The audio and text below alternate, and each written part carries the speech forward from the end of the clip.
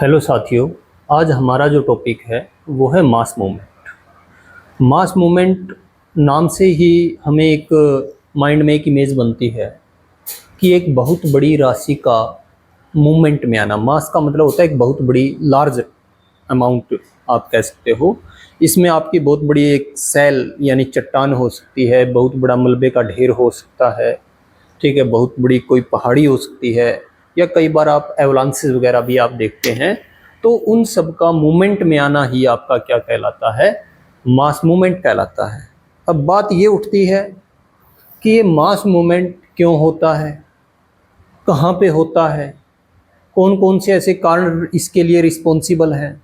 जब mass movement होता है तो हमारे सामने क्या क्या प्रॉब्लम्स आती हैं, या इसके ऊपर किस किस स्कॉलर ने काम किया है, या मास मूवमेंट की टाइप क्या है। इस तरह की बातों को हमने समझना है, जो हमारे एग्ज़ाम का भी एक बहुत बड़ा हिस्सा होती है। तो पहले तो मैं आपको यही बता दूं कि मास मूवमेंट होता क्या है। जब आप इस पृथ्वी को समझने की कोशिश करेंगे, कुछ पृथ्वी के आंतरिक भाग में एंडोजेनेटिक मूवमेंट होती हैं।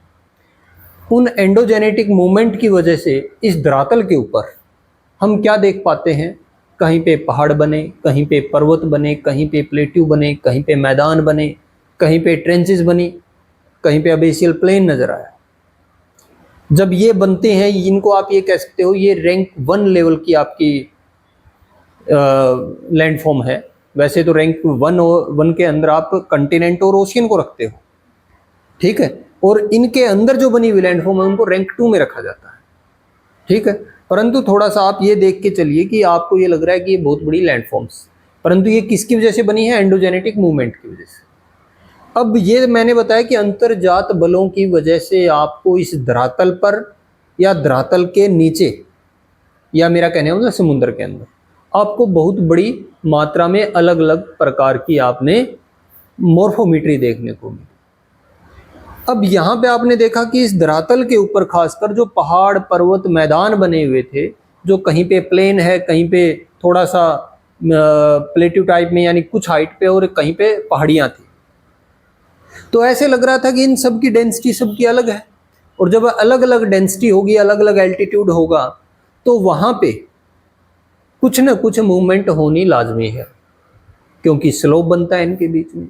जहाँ पे स्टीप स्लोप होगा वहाँ पे मूवमेंट फास्ट गति से होगी, जहाँ पे जेंटल मूवमेंट स्लोप होगा वहाँ पे मूवमेंट आपकी थोड़ी सी स्लो मोशन में होगी। परंतु ये जो मोशन है, इस मोशन के पीछे कुछ ऐसे फैक्टर हैं जो इसके लिए रिस्पॉन्सिबल है कि मास मूवमेंट हो क्यों रही है। जब आप देखते हो कई बार क्लाउड बर्स्ट हो जाता है। क्लाउड बर्स्ट के दौरान इतनी अपार राशि में पानी गिरता है किसी भी एरिया में कि वो पानी आपका उस मलबे को बहा के ले जाता है। और जब पानी की मात्रा ज़्यादा है और उस मिट्टी के साथ, उस कंकड़ पत्थर के साथ मिलके चलती है, तो आपको ऐसे लगता है कि एक पानी का बहुत बड़ा गुबार, एक बहुत बड़ी राशि ऐसी मलबे को इस प्रकार बहा के ला रही है जैसे कि एक रबड़ी टाइप में। जैसे केदारनाथ के अंदर एक फ्लड आई थी, क्लाउड बर्स्ट बहुत बड़ा उसका एग्जाम्पल था तो वो मास मूवमेंट का ही एक पार्ट। कई बार आप ऐसा देखते हो कि सेस्मिक एक्टिविटी हुई, उस सेस्मिक एक्टिविटी की वजह से कुछ ऐसे एरिया होते हैं जहाँ पे आपको एवलांसेस नज़र आते हैं। जैसे कि आप किसी भी एक ग्लेशियल रीजन में जाइए, वहाँ पे आपको ऐसे लगेगा कि बहुत बड़ी मात्रा में एक हिम राशि आपका पीछा कर रही है। अब उसको वो फोर्स देने का काम किया किसने? उस सेस्मिक एक्टिविटी ने। उस सेस्मिक एक्टिविटी की वजह से जो ऊंचे ऊंचे पहाड़ पर्वत बने हुए थे, उनके ऊपर ठहरा हुआ मलबा था, उस मलबे को भी मूवमेंट मिली, और वो जो स्लोप था, उस स्लोप के सहारे सहारे जो आया आपका एक आप कह सकते हो जैसे लैंडस्लाइड के रूप में, रॉक फॉल के रूप में, डेब्रिस के रूप में, सोइल क्रीप के रूप में। तो वो क्या है? वो आपकी सभी की सभी एक मास मूवमेंट का ही एक टाइप है। यहाँ पे ऊपर से नीचे की तरफ जो मलबा आ रहा है, इसमें हवा का, पानी का या हिमनद का यानी बर्फ का इतना रोल नहीं है जितना रोल सबसे ज़्यादा अगर देखा जाए ग्रेविटेशनल फोर्स का है।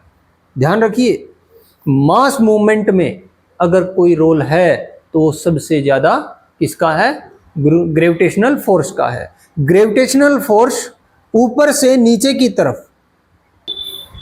तो यहां पे आपने क्या देखा कि सबसे महत्वपूर्ण अगर कोई फैक्टर है इस मास मूवमेंट में, इस मास वेस्टिंग में, तो वो ग्रेविटेशनल फोर्स है, गुरुत्वाकर्षण बल है, जिसके कारण एक बहुत बड़ी अपार राशि उस ढाल के सारे, उस स्लोप के सारे आपका ऊपर से नीचे की तरफ आता है।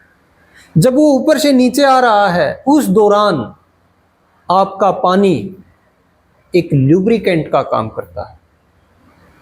कई बार मैंने बताया कि जब आपका मड फ्लो बन के चलता है, एक मिट्टी है जो पानी में बिल्कुल एक सोल्यूएबल, एक घोल के रूप में, जब वो नीचे आती है रबड़ी टाइप में बन के, तो उस दौरान आपका पानी की एक इंपॉर्टेंस नजर आ रही है। परंतु वो ऊपर से नीचे की तरफ आना वो आपका ग्रेविटेशनल फोर्स था। एवलांचेस का बनना वो भी एक आपका ग्रेविटेशनल, क्योंकि वो ऊपर से नीचे आ रहा है। परंतु दूसरे कुछ और भी कारण है, मैन मेड फीचर भी आप कह सकते हो, या मेरा कहने का मतलब कल्चरल फीचर भी ऐसे हैं जिन्होंने आज उस मलबे को, उस मास वेस्टिंग को रोकने के लिए जो रिस्पॉन्सिबल थे पहले, परंतु आज बहुत बड़ी मात्रा में मलबा जब आता है, रोड के ऊपर आ जाता है, सेटलमेंट के ऊपर आ जाता है, कोई साधन है उनको ऊपर आ जाता है, बड़ी जनधन की हानि होती है।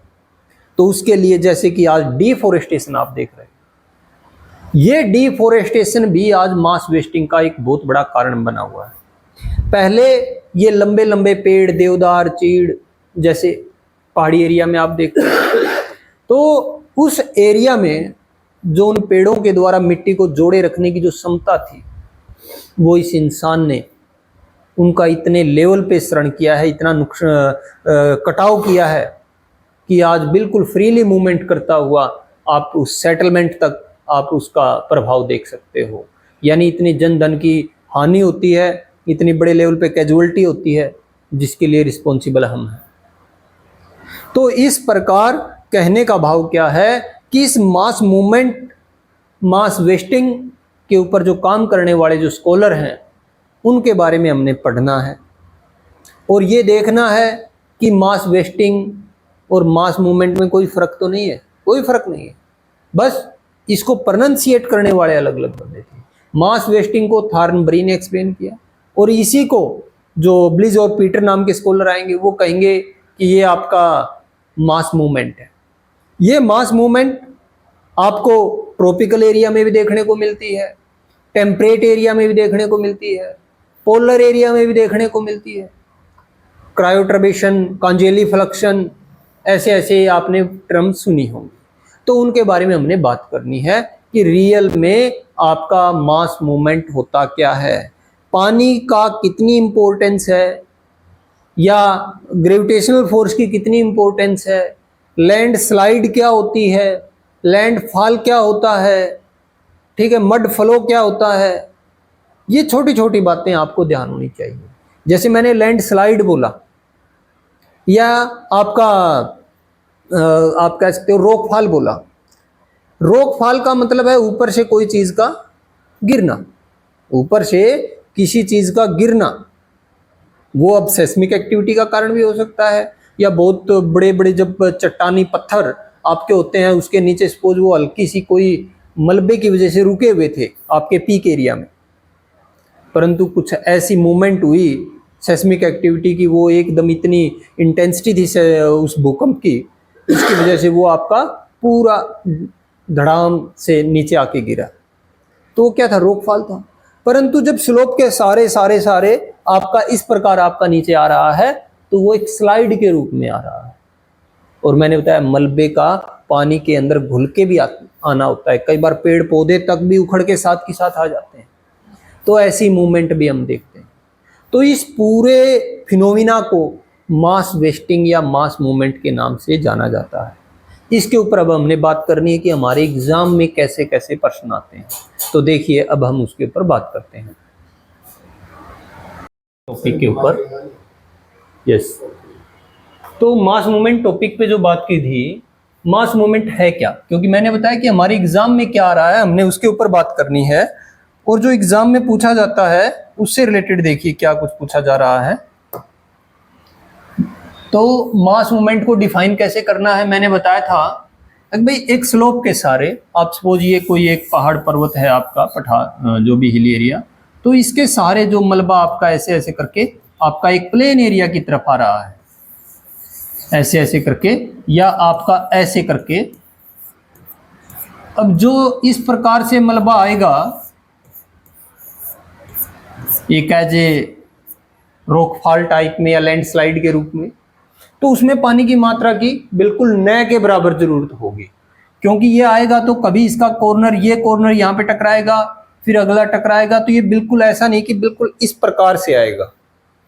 तो इस तरीके से जो रॉकफॉल है या आपका लैंडस्लाइड है,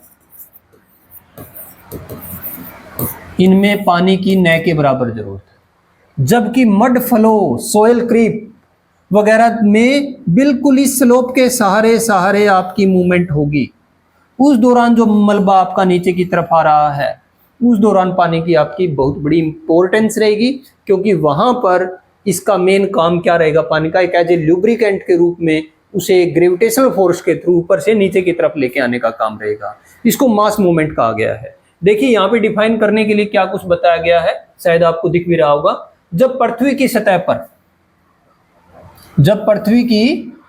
सतह पर स्थित सेल, मृदा, मलबा आदि ग्रेविटेशनल फोर्स के प्रभाव से ढाल के सारे नीचे की ओर बढ़ते हैं या खिसकते हैं, तो उसे मास मूवमेंट कहा जाता है। ये इस प्रकार से लिखा गया है कि कल को आप जब एचपीएससी लेवल के एग्जाम में बैठते हैं, या ईएमआरस ने भी आज वही पैटर्न फॉलो कर लिया कि कुछ सब्जेक्टिव आपका एग्जाम होगा, तो उस दौरान भी आपका बहुत फायदेमंद रहेगा ये एग्जाम।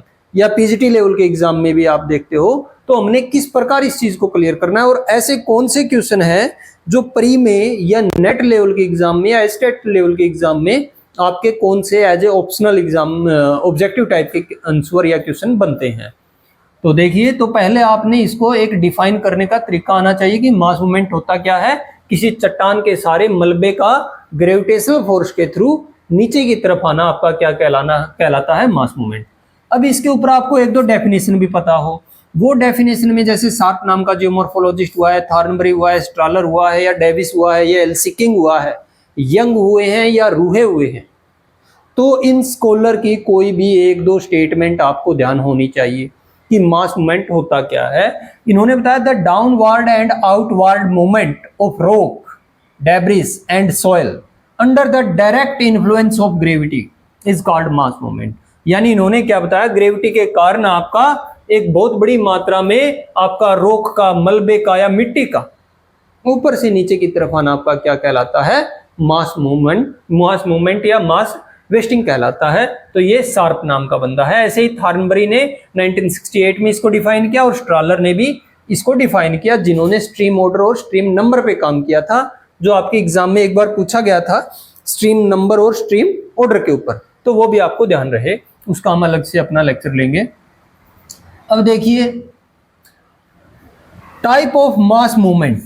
अब यहां पर भी मैंने कुछ बातें आपको बताई भी थी और कुछ दिखाया भी था मास मूवमेंट के ऊपर, कि यहां पे देखा जाए तो मूवमेंट कहीं ना कहीं based on speed and type of movement, यानी इसकी स्पीड को बेस मान के हम इसको दो कैटेगरी में डिफाइन कर सकते हैं, एक स्लो मूवमेंट और एक आपकी rapid movement.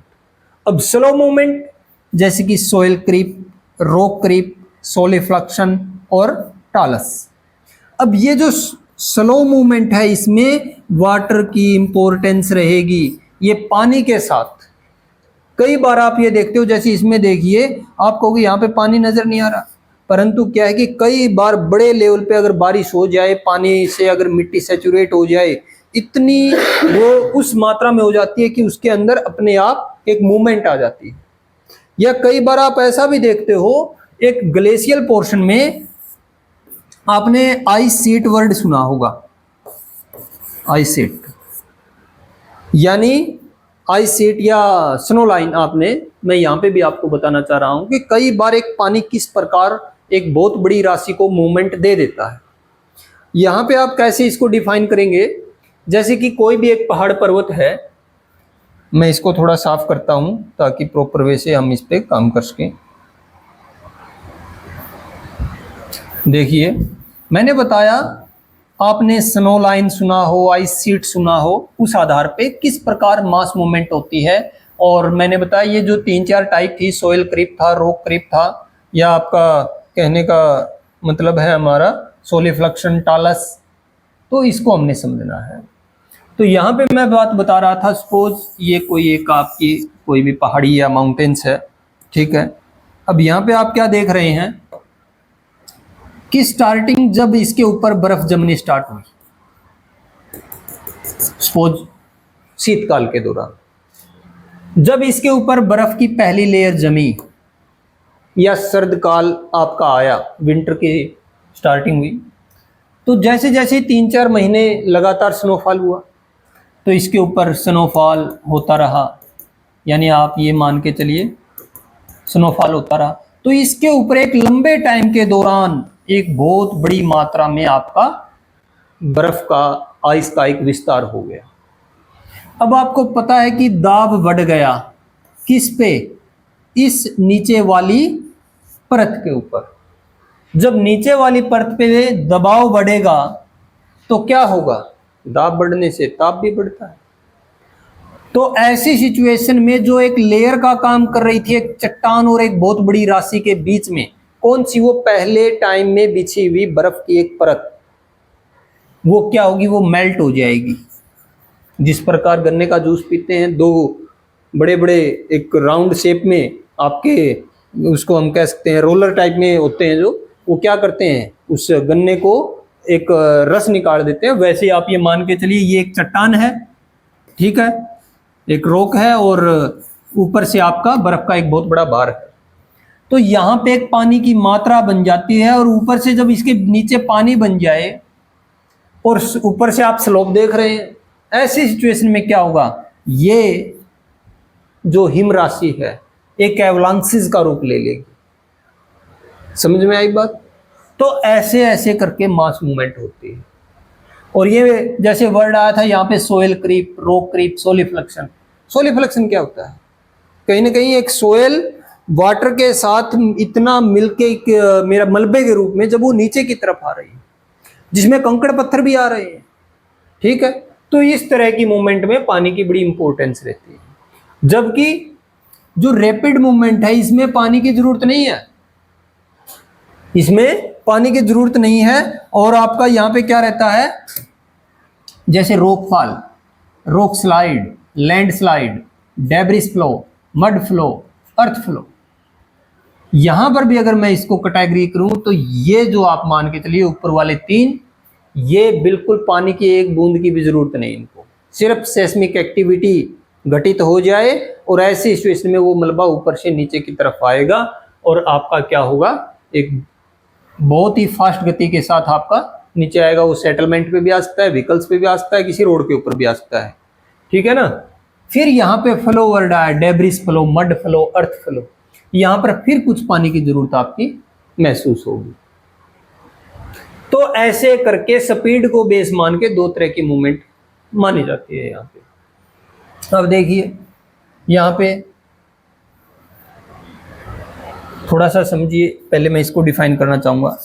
How to identify mass movement in the field. आप किस प्रकार कह सकते हो कि इस एरिया में मास मूवमेंट हुई है या मास मूवमेंट होने वाली है, आपसे अगर पूछा जाए। क्योंकि कई बार क्या होता है, जो जियोमॉर्फोलॉजिस्ट होते हैं वो एक नज़र में बता देते हैं कि यहाँ पे कुछ टाइम पहले या अभी कुछ टाइम बाद ऐसा कुछ होने वाला है, या इस टाइम से पहले यहाँ पे कुछ हुआ है। वो कैसे? सपोज किसी एरिया के अंदर बिजली के पोल लगाए गए और कुछ मूवमेंट ऐसी होती है नीचे नीचे आपके एंडोजेनेटिक मूवमेंट की वजह से धीरे धीरे पृथ्वी के अंदर कुछ ऐसे फोर्स काम कर रहे होते हैं और हमें पता नहीं चलता, और पता चलता है तब तो बहुत बड़े लेवल पे कैजुअलिटी हो जाती है। परंतु जियोमॉर्फोलॉजिस्ट कहिए, जियोग्राफर कहिए, कुछ उस फॉर्मेशन को देख के उस एरिया के लोगों को अवगत करवाते हैं कि देखिए इस एरिया के रोड में हल्की हल्की दरारें आ रही हैं, ये आने वाले टाइम के लिए खतरनाक है। यहां पे देखिए बिजली के पोल लगे हुए थोड़े से झुक गए हैं, ठीक है, या यहाँ की मिट्टी का जो ढाल है, उस चट्टान का ढाल है, वो भी आपको कहीं ना कहीं कुछ चीजें सिखा रहा है, बताने का काम कर रहा है। तो उन्हीं के बारे में बताया कि असामान्य ढाल एवं अस्थिर चट्टानें, यानी अनस्टेबिलिटी बन जाती है उन चट्टानों में। कुछ स्कॉलर मैंने ऐसे देखे हैं, कुछ ऐसे ज्योग्राफर देखे हैं, जब हिली एरिया में जाते हैं काम करने के लिए, क्योंकि वहां पे हम बिल्कुल उसके प्रॉपर एविडेंस देख पाते हैं, तो वो कुछ चट्टानों पे मार्क करके आते हैं, कुछ ऐसे कील वगैरह उसके अंदर गाड़ के आई जाती है, कहने का मतलब उन चट्टानों के अंदर। और फिर ये देखा जाता है, सपोज ये कोई चट्टान है,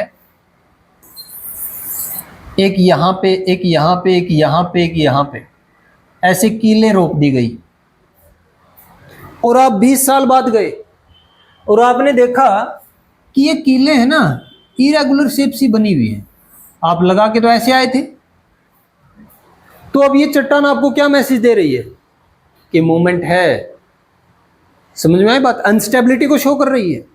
ये क्या है? ये मास मूवमेंट है। एक बहुत बड़े यानी आने वाले समय में बहुत बड़ी एक प्रलय का रूप हो सकता है, बहुत बड़े कोलैप्स हो जाते हैं कई बार। ऐसी ऐसी सिचुएशन आप देख पाते हो। टेढ़े मेढ़े पेड़, झुकी हुई विद्युत पोल, दरारें भूमि या सड़कों में, ठीक है, ढाल से मलबा एवं चट्टानों का जमाव। कई बार आपने देखा कि ये रास्ता तो बिल्कुल अच्छा होता था, आज इसके ऊपर बहुत बड़ी एक मलबे का ढेर है। या आपने देखा कि कई बार इस एरिया पे बहुत बड़ी सैल चट्टान थी जो आज नहीं है, तो गई कहाँ? इसका मतलब मास मूवमेंट हुई है या होने वाली है। तो इस तरह की बातों को हमने ध्यान रखना है। स्लिप सरफेस या सड़कें, दीवारें मुड़ना या टूटना, ये आपके एक आइडेंटिफाई पॉइंट्स हैं जो मास मूवमेंट को बताने का काम करते हैं। अब देखिए फैक्टर अफेक्टिंग मास मूवमेंट, जो सबसे इंपॉर्टेंट पॉइंट है। कौन से ऐसे फैक्टर हैं जिसकी वजह से मास मूवमेंट होता है, जो हमें ध्यान होना चाहिए? स्टीपनेस ऑफ स्लोप, यानी किसी भी चट्टान या हिली एरिया में या किसी पहाड़ी या पर्वत पे जितना ज़्यादा तीव्र ढाल होगा तो उस पर उतना ही ज़्यादा ग्रेविटेशनल फोर्स काम करेगा, और वो एक एज ए फ्री फेस के रूप में या रेक्टिलिनियर के रूप में या स्मिशियल स्लोप के रूप में वहाँ से मलबा आपका नीचे की तरफ आएगा। ठीक है, तो अधिक ढाल होगा तो आपका अधिक खतरा रहेगा। रॉक टाइप एंड स्ट्रक्चर, आपको पता है कि कुछ जो रॉक कंपोजिशन होता है किसी भी चट्टान का, उसके ऊपर भी डिपेंड करता है। आपने ओनियन वेदरिंग सुनी होगी, ठीक है, ओनियन वेदरिंग का मतलब क्या है यहां पे कि जब कोई भी एक चट्टान है, उसकी लेयर किसी भी ज्योग्राफिकल या मेरा कहने का मतलब कुछ फिजिकल फैक्टर की वजह से उसकी लेयर का, ऊपर से लेयर का अलग होना बार बार, फिर क्या होगा? वो लेयर का अलग होना, उसके पीछे कई कारण हैं। कई बार किसी चट्टान के ऊपर मान के चलिए कुछ जैसे बहुत ज़्यादा बड़ी मात्रा में टेम्परेचर का होना, या रात के दौरान उसमें मान के चलो पानी की मात्रा थी वो जम गई, फिर उससे दरारें बन गई, फिर वो दिन में सिकुड़ गया, रात को फैल गया। ऐसी मूवमेंट से कई बार वो चीज़ें टूट जाती हैं, और टूटने के बाद में ऊपर वाला एरिया साफ हो जाता है। बहुत सारे ऐसे फैक्टर हैं, अगर उनको एक्सप्लेन करेंगे तो थोड़ा सा हमारा इस पे लंबा लेक्चर चला जाएगा। तो रॉक कंपोजिशन भी मायने रखता है, क्योंकि कुछ चट्टानें ऐसी होती हैं जिनके अंदर जिनका कंपोजिशन बड़ा स्ट्रॉन्ग होता है, और कुछ ऐसी हैं जिनका रॉक कंपोजिशन बिल्कुल वीक है। जैसे आज अरावली पर्वत है, एक रिलिक्ट माउंटेन के रूप में, उसकी चट्टानें आज अपने आप धीरे धीरे भंगूर अवस्था में टूट रही है। जबकि कुछ ऐसी माउंटेन्स हैं जिसमें आप चाहे हिमालय पर्वत लगा लीजिए, परंतु हिमालय पर्वत में आपकी सैंड की यानी रेत की या सोयल की ज़्यादा आपको कहने का मतलब मेजोरिटी देखने को मिलती है, उसमें मिट्टी की मात्रा ज़्यादा है। तो अलग अलग चट्टानों का अलग अलग कंपोजिशन होता है, कुछ सॉफ्ट होती है, कुछ हार्ड होती हैं। वाटर कंटेंट, ये किस प्रकार आपका मास मूवमेंट को रोल निभाता है? अगर मैंने बताया था कि क्लाउड बर्स्ट होता है और नीचे ऐसे पहाड़ हों जो मिट्टी के हों, जैसे हिमालय पर्वत में मिट्टी बहुत ज्यादा है, अब वहां पे अगर क्लाउड बर्स्ट होता है यानी बादल फटता है, बादल विस्फोट या प्रस्फोट कुछ ऐसा हिंदी में बोला जाता है, ऐसी सिचुएशन में वहां पे क्या होगा, बहुत बड़ी मात्रा में मिट्टी का कटाव होगा, उसके साथ पेड़ पौधे भी कट के आएंगे, सेटलमेंट भी तैर के आएगी, तो वो ऊपर से नीचे की तरफ प्लेन एरिया की तरफ आ रही है, वो भी आपका क्या है, आपका एक रिस्पॉन्सिबल फैक्टर है। वेजिटेशन, आपको पता है कि मैंने बताया था डिफोरेस्टेशन एक बहुत बड़ा आज फैक्टर बना हुआ है इस मास मूवमेंट को बहुत ज्यादा एक्टिव करने में। वेजिटेशन कवर जितना ज्यादा होता है वहां की सोइल में उतनी ही ज्यादा एक पकड़ होती है, यानी उसकी जड़ें हैं वो मिट्टी को बांधे रखती हैं, परंतु अगर वहां से पेड़ पौधे हट गए तो आप ये मान के चलिए उस पानी के बीच में या उन चट्टानों के बीच में जो बैरियर का काम कर रही थी, जो मलबे को रोकने का काम कर रही थी, चट्टानों को रोकने का काम कर रही थी ताकि सेटलमेंट सेफ रहे, तो उन सब को हमने खत्म कर दिया है। पेड़ों के खत्म होने के कारण वो हम इफेक्ट डायरेक्ट उस सेटलमेंट या उस मानव के ऊपर देख पा रहे हैं। क्लाइमेट, अब ये फ्रीज था, हैवी रेनफॉल, टेम्परेचर, वही मैं बता रहा था, टेम्परेचर ज्यादा होगा तो क्या होगा, चट्टानें आपकी सिकुड़ेंगी और फिर आपका पानी अगर दरारों में भर जाए, पानी जमने के बाद में फैलता है, फिर वो चट्टानें फैलेंगी। ऐसी सिचुएशन से भी आपका क्या होता है, यानी जलवायु वहाँ की प्रभावित करती है उन चट्टानों को। ऐसी सिचुएशन से वो चट्टानें एक दिन टूट के नीचे आ जाती हैं, जिससे मास मूवमेंट या आपका मास वेस्टिंग होता है। अर्थक्वेक, ये तो एक बहुत बड़ा फैक्टर है। जब कंपन होती है, अर्थक्वेक की जो इंटेंसिटी है वो बड़े से बड़े एवलांस को आने का निमंत्रण देती है, बड़ी से बड़ी चट्टानों को ऊपर से नीचे की तरफ खींचने का काम करती है। और ह्यूमन एक्टिविटीज, जिसमें आपकी कटाई या सड़क निर्माण, खनन, विस्फोट। अब आप ये बताइए, आपने जवाहर टनल के बारे में सुना होगा, आपने अटल टनल के बारे में भी सुना होगा। ऐसी सैकड़ों टनल इस हिमालय पर्वत में बनी हुई है और ऐसी बहुत सारी टनल आप वर्ल्ड लेवल पे देखोगे तो बड़े लेवल पे आपको देखने को मिलेगी।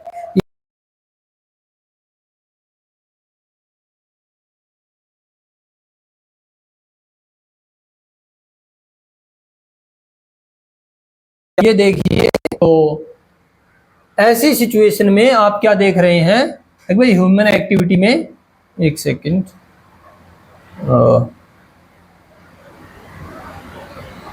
देखिए एक बार, हाँ, तो मैं बता रहा था, तो ऐसी सिचुएशन में जो माइनिंग हो रही है आपकी, इसने पहाड़ों की जड़ों को खोखला कर दिया, जिसकी वजह से हम क्या देख पा रहे हैं कि आज बड़े लेवल पे वहां पे आपकी जो मास वेस्टिंग या क्लाउड बर्स्ट के दौरान बहुत बड़ी जनधन की हानि होती है। होटल के होटल तैर के आ जाते हैं, नदियों के किनारे होटल बने हुए हैं, नदियों के किनारे हैं, उनके ऊपर इंसान ने ऐसे टूरिज्म सेक्टर को बढ़ावा देने के लिए ऐसी लोकेशन तैयार कर दी है ताकि ज़्यादा से ज़्यादा टूरिस्ट वहाँ पे आए और नदी का उस वहाँ पे रिवर व्यू को देखें। और कहने का मतलब एक अपने आप में उसने उस अपने बेनिफिट्स के लिए प्रकृति का शोषण किया है, दोहन किया है, जो हम जिसका प्रभाव अपने ऊपर देख रहे हैं। तो यहाँ पर भी कुछ बातें वैसी ही थी कि why mass movement is important. Mass movement important क्या है, it play vital role in slope development and denudation. देखो मैं बता रहा था कि मास मूवमेंट भी बहुत जरूरी है। जिस प्रकार आपने हवा को पढ़ा, या मेरा कहने का मतलब एओलियन लैंडफॉर्म को पढ़ा, हवा से बनने वाली लैंडफॉर्म, तो उसमें ब्लो आउट वर्ड आया था, यहां से उठाया यहां पे डाला, यहां से उठाया वहां पे डाला, वात गर्त जिसको कहते हैं, वो एक बैलेंस करने का काम करती है। वैसे ही यहां पर ये जो मास मूवमेंट हो रही है, ये ऊंचे एरिया को उस समतल एरिया के साथ लाने का काम करने का काम करती है, एक आइसोस्टेसी, एक बैलेंस बनाने का काम करती है। क्योंकि पता है कि एंडोजेनेटिक मूवमेंट की वजह से पहाड़ पर्वत बनते रहेंगे। अब एक्सटर्नल फैक्टर क्या करता है, या कुछ एंडोजेनेटिक फैक्टर भी, जिसमें मैंने सेस्मिक एक्टिविटी के बारे में बताया, वो फैक्टर क्या करेंगे, वो ऊपर से नीचे की तरफ लेके आने का बिग बैलेंस बनाने का ही काम है। ये चीज़ें भी ज़रूरी हैं। कहीं पे भूकंप का आना, कहीं पे ज्वालामुखी का आना। मैंने बताया था आपको, ये अगर ना आए इस पृथ्वी के ऊपर, ऐसी घटनाएं ना हो, तो आप ऐसा मान के चलिए ये एक ऐसा आने वाले टाइम में ऐसी कैजुअलिटी को या ऐसी बड़े प्रलयकारी आपदा को हम निमंत्रण देंगे, यानी अगर ये ना आए तो। क्योंकि जिस प्रकार एक कुकर के अंदर जब हम कोई दाल जैसी सब्जी बनाते हैं या चने वगैरह का आप जब उसको बॉईल करते हो और उसके अंदर वो सीटी ना बजे, तो आप क्या समझेंगे? अगर वो सीटी नहीं बजी तो उस कुकर के अंदर दाब बढ़ेगा, ताप भी बढ़ेगा। और वो ना बजने का कारण क्या रहा? कोई भी जो आपने उसके अंदर दाल डाली थी या चना डाला था, वो आपका सीटी की जगह कहीं ना कहीं सेट हो गया है और वो हवा बाहर नहीं निकल रही। फिर नीचे बर्नर जलता रहेगा, तो उस कुकर में इतना प्रेशर हो जाएगा कि वो विस्फोट के साथ फिर बिल्कुल फट जाएगा वो, और उस दौरान बहुत बड़ी नुकसान ही होने का आप ये मान के चलिए अंदाजा रहेगा कहीं ना कहीं। तो उस आधार पे मैं कह रहा हूं, जो भी आपकी सेस्मिक एक्टिविटी हो रही हैं, वोल्केनिक करप्शन हो रहे हैं, या ऐसे जो भी प्रलय आप देख रहे हैं, ये भी कहीं ना कहीं जरूरी है, ताकि पृथ्वी के अंदर बनी हुई जो अथाह एनर्जी है वो निकलती रहे और धीरे धीरे इस पृथ्वी के ऊपर एक बैलेंस बना रहे। अदरवाइज पृथ्वी पर जीवन संभव नहीं होगा, एक दिन बिल्कुल तबाह हो जाएगी। तो उस आधार पे help in landscape evolution and terrain modification, यानी यहाँ की मॉर्फोमेट्री को समझने में भी हमें ये हेल्प करता है। Cause natural hazards and landslide mud flow tester, जो भी एक हजार्ड या जो भी प्राकृतिक आपदाएं रही है लैंडस्लाइड की या मड फ्लो की, उसके कारण को जानने में हमें हेल्प करता है। Important for geography, engineering and environmental study, disaster management, यानी इसकी महत्ता के बारे में हमें पता चलता है कि यहाँ पे क्या इंजीनियरिंग अपनाई जानी चाहिए, क्या क्या इसके ऊपर स्टडी होनी चाहिए। जैसे आज एनडीआरएफ वगैरह काम कर रही है, नेशनल डिजास्टर रिस्पॉन्स फोर्स। और useful in planning road, buildings, dam, tunnel, industries. जब कई बार ये इस तरह की आपदाएं जो आप देख रहे हैं इस एरिया में, ठीक है, ये यहाँ पे आपको नजर आ रहा है मलबा बड़े मात्रा में, या ये जो आपको दिख रहा है, ये जो हो रहे हैं, इन्हीं से तो हमें कुछ ऐसा मैसेज मिलता है कि यहाँ पे हमने पहाड़ों की जड़ें निकाल दी हैं, खोखली कर दी हैं, जिसके कारण आज ये हुआ है। तो हमें एक ऐसा मैसेज आता है कि हमें ये नहीं करना चाहिए था। इतने इतने बड़े डैम बना दिए गए, ये बिना नोटिस किए कि इस नदी में सेडिमेंट कितना था, ये तो एक दिन भर जाएगा। कई बार जब डैम बनाया गया तो ये भी नहीं देखा गया कि इस साइड वाले पहाड़ में जो दीवार का काम कर रहा है, इसकी पोरिस्टी कितनी है, पारगम्यता कितनी, ये तो एक दिन इतना सैचुरेट हो जाएगा कि क्या पता टूट जाए। तो इस तरह की चीज़ों के लिए हमें ये हेल्प करता है। तो नेक्स्ट देखिए, इफेक्ट क्या रहेगा। इफेक्ट में जान माल की हानि होगी, सड़क, रेलवे, भवन, नदियों के प्रवाह में अवरोध, बांध, झील बनाना, ठीक है, इस तरह की इफेक्ट समस्याएं आती है, कई बार टूट भी जाते हैं डैम वगैरह। Environment degradation, economic loss, natural hazard and disaster. तो ये इफेक्ट हैं या इम्पैक्ट हैं जो हम देख रहे हैं। अब देखिए, यहाँ पे हमने ये बातें स्टार्टिंग में ही कर ली थी, एंडोजेनेटिक फोर्सेस की क्या इंपॉर्टेंस है और एक्सोजेनेटिक फोर्सेस का, इन दोनों से मिलके ही आपका मास वेस्टिंग या मास मूवमेंट होता है। टेक्टोनिक अपलिफ्टमेंट, यानी ढाल को खड़ा बनाता है। अगर एंडोजेनेटिक मूवमेंट ना हो तो ये जो स्लोप आपको दिख रहा था जेंटल या स्टीप, वो किसकी वजह से हुआ? आज पहाड़ पर्वत बने हुए एंडोजेनेटिक की वजह से बने, ना कि एक्सोजेनेटिक की वजह से। तो ऐसे ही फोल्डिंग, फॉल्टिंग या अर्थक्वेक, ये एंडोजेनेटिक का प्रतिफल है। जबकि एक्सोजेनेटिक में जब आप क्या देखेंगे, यहाँ पे वेदरिंग हुई है, इरोजन हुआ, रेनफॉल, रनिंग वाटर, फ्रीज था, यानी जो भी आपका अपक्षय, अपर्दन, डेनुडेशन जो आप देख रहे हैं वो आपका एक्सोजेनेटिक है। ऐसे ही इफेक्ट ऑन मिनरल या मिनरल डिपॉजिट, जब मास मूवमेंट होती है तो एक स्थान से मलबा या मिनरल उठ के दूसरी जगह पहुंच जाते हैं। एक तरफ से फायदा भी है और एक तरफ से नुकसान भी है। अगर आप ये सोचो कि ये कोई बीच में इंटरनेशनल बाउंड्री थी और यहाँ हमारे देश का कोई ऐसा मिनरल था और मास मूवमेंट ऐसी हुई कि यहाँ पे चला गया, तो अपने लिए नुकसान भी था। परंतु क्या पता यहाँ पे हम माइनिंग नहीं कर सकते थे, जब ये नीचे की तरफ आया तो यहाँ पे हम माइनिंग कर सकते हैं। एक इंपॉर्टेंस भी, हमारे लिए फायदा भी है।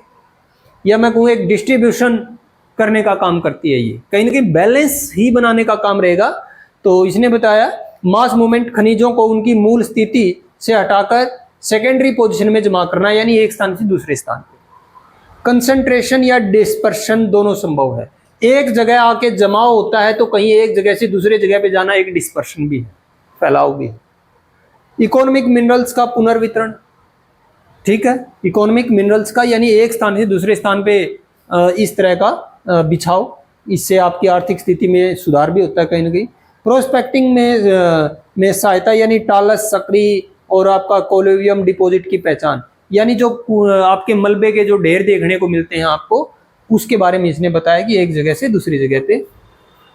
इंपॉर्टेंस इन एग्जाम, अब ये देखिए, ये जितनी भी बातें हमने की मास मूवमेंट को लेके, इसके कथन, कारण, एस्ट्रेशन और रीजन के आधार पे प्रश्न आते हैं कई बार, और वो हमें थोड़ा सा अगर ये पूरा समझा हुआ है तो हम आराम से इसको सोल्व कर देंगे कि मास मूवमेंट की परिभाषा और प्रकार, रिस्पॉन्सिबल फैक्टर कौन से हैं, और हिली एरिया में क्या क्या हम इसका एविडेंस ले सकते हैं, खासकर हिमालय में। अपने इंडिया के हिसाब से आप हिमालय पर्वत का इसका 2-4 ऐसे एग्जाम्पल आपको पता होना चाहिए कि कहाँ पे क्या कुछ हुआ है, कब फ्लड आई, कब आपका मिनरल्स का या पेड़ पौधों का क्या रोल रहा। और भूगोल के अंदर अगर देखा जाए, भू आकृति विज्ञान में, एक डिजास्टर मैनेजमेंट में इसकी क्या इंपॉर्टेंस है। तो ये रोकफाल दिखाया गया है यहाँ पे, एक मलबे का देखिए कैसे लुढ़कते हुए आ रहा है, यहाँ से ऐसे ऐसे, न कि ऐसे। ये लैंडस्लाइड, ये देखिए ऐसे ऐसे आ रही है, बिल्कुल ऐसे ऐसे धीरे धीरे खिसकते हुए। डेब्रिस, जिसमें पानी की मात्रा बहुत ज्यादा है। मड फ्लो, इसमें इससे भी ज्यादा है, इससे भी ज्यादा। और ये सोयल क्रीप, यानी धीमी गति से मृदा का खिसकाव होता है, ऐसे लगता है कि आपको मिट्टी खिसक गई हो, ठीक है ना। तो इस तरह का जो ये हमारा टॉपिक था मास मूवमेंट, शायद आपको समझ में आ गया होगा। अगर फिर भी इसमें कोई क्वेश्चन रहते तो आप मेरे से पूछ लेना कि भाई मास मूवमेंट है क्या। मैं आपको बताना चाह रहा था कि भाई मास मूवमेंट जो शब्द है वो आपका ब्लिज और पीटर के द्वारा दिया गया था। ऐसे ही जो मास वेस्टिंग जो वर्ड है वो आपका थॉर्नबरी के द्वारा दिया गया था। तो थोड़ा सा आपको ध्यान रखना है, कुछ ऐसे टर्म भी आई थी वो भी आपको ध्यान रहे, जैसे मास मूवमेंट को सोली फ्लक्शन, मास मूवमेंट को सोली फ्लक्शन जो बोला गया था वो जे.जी. एंडरसन के द्वारा बोला गया था। किसके द्वारा? जे.जी. एंडरसन के द्वारा बोला गया था 1906 में।